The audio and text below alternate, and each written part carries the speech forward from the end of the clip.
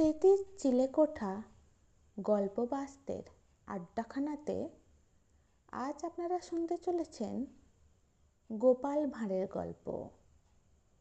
গল্পের নাম গোপাল আর ভূত।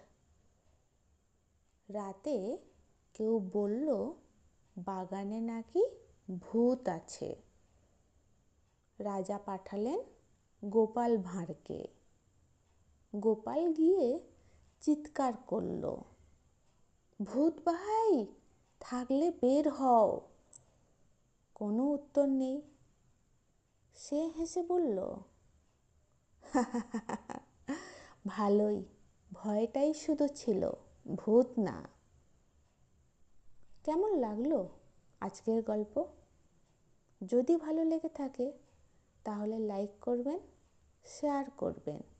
আর এই ধরনের আরও নানান স্বাদের গল্প শুনতে চাইলে স্মৃতির চিলেকোঠা চ্যানেলটাকে সাবস্ক্রাইব করে আমাদের সঙ্গে থাকবেন।